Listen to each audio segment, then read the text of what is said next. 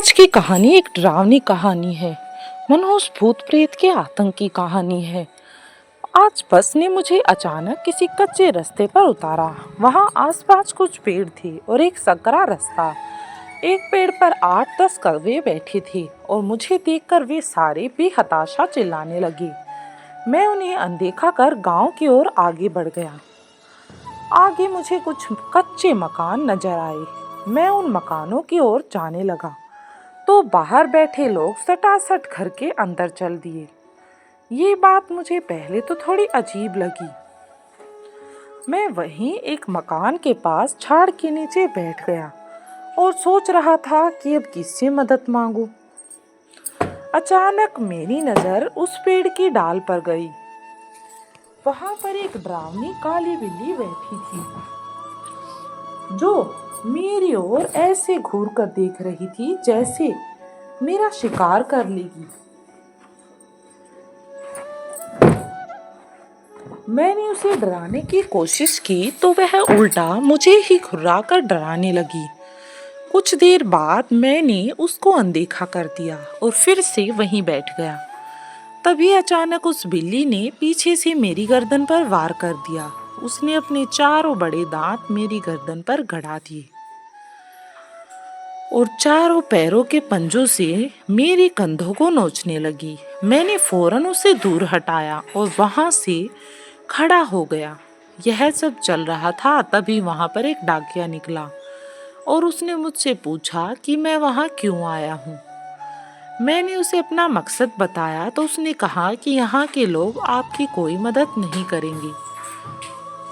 ये सारे लोग डरे सहमे लोग हैं। इस गांव में रात को भूत प्रेत का तांडव रहता है। उस डाकिये ने कहा कि सामने हमारा घर है, वहाँ कोई नहीं रहता।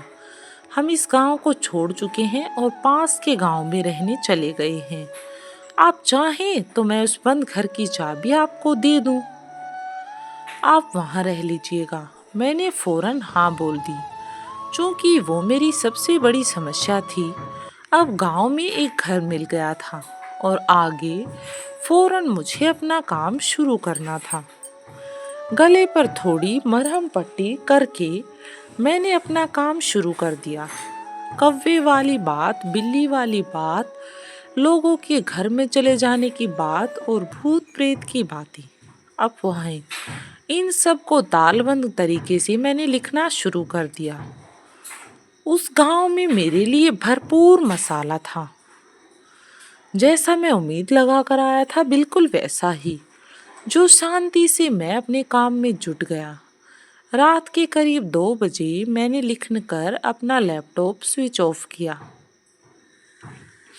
और खिड़की से चौक पर नजर डाली और मैं हंसते हुए बोल पड़ा कि जरा देख तो, भूत प्रेत का कुछ तांडव हो भी रहा है या लोग वैसे ही सब कुछ बोल रहे हैं।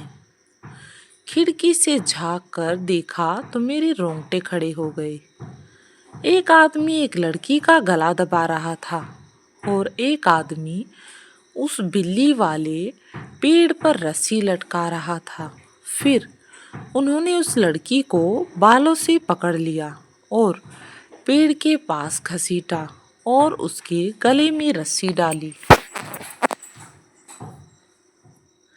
लड़की को मारने की भरपूर कोशिश कर रहे थे। इतना देखकर मैंने कोलाहल मचा दिया।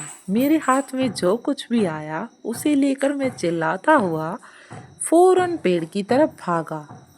जब तक मैं वहां पहुंचा तब तक उन दोनों ने लड़की को पेड़ पर गले पर फांसी देकर लटका दिया था और लड़की तड़प रही थी। जैसे ही मैं पेड़ तक पहुंचा वहां कुछ भी नहीं था। वहां दोनों दरिंदे और पेड़ पर लड़की लड़की सब गायब थे। ये सब देखकर तो मेरे तो होश ही उड़ गए। गांव के सभी लोग खिड़की से मेरी ओर देख तो रहे थे पर कोई बाहर नहीं आ रहा था। मैंने देखा कि पेड़ पर वह काली बिल्ली अब भी मौजूद थी और मुझे ही घूर रही थी। मैंने नजर घुमाकर उसकी ओर देखा जहां पर मैं ठहरा हुआ था। मुझे उस घर में कोई टहलता नजर आया। मेरा तो दिल ही बैठ गया। फिर मैंने उसी मकान की छत की ओर नज़र डाली तो मैंने देखा कि वह दोनों दरिंदे और वह लड़की तीनों एक साथ उस डाकिए के मकान की छत पर खड़े थे। अब मेरी पूरी तरह से फट चुकी थी। अब मुझ में हिम्मत नहीं बची थी वापस जाने की। मैं समझ चुका था कि गलत फट्टे में हाथ डाल लिया है। मैं पूरी रात वहीं चौक पर खड़ा रहा। चूंकि उस पेड़ के ऊपर भी वह कमीनी मेरे खून की प्यासी बिल्ली बैठी थी और डाकिए के घर के अंदर पता नहीं कौन टहल रहा था। जैसे तैसे करके सुबह हो गई तो मैंने फौरन अपना सामान पैक कर डाला और ताला लेकर दरवाजे की ओर भागा।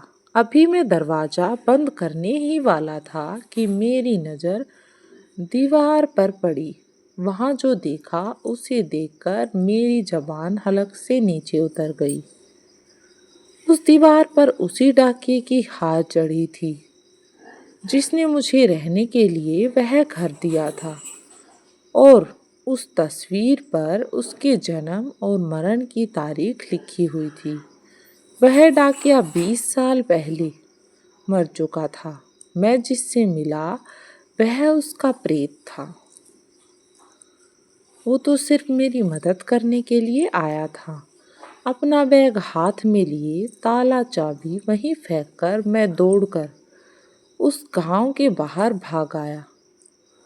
पास के गांव पर चाय की दुकान वाले को उस मनहूस गांव का रहस्य पूछा तो उसने कहा कि पेड़ के पास दिखने वाली लड़की उसी डाके की बेटी है जिसे इसी गांव के सरपंच के 2 बेटों ने मारकर लटका दिया था और डाकिए ने अपनी बेटी की मौत का बदला लेते हुए सरपंच के दोनों बेटों को मार डाला था। फिर सरपंच के डर से खुद भी जहरीली दवाई खाकर आत्महत्या कर ली। तभी से उन चारों की आत्मा इस गांव में भटकती रहती है और तांडव मचाती रहती है।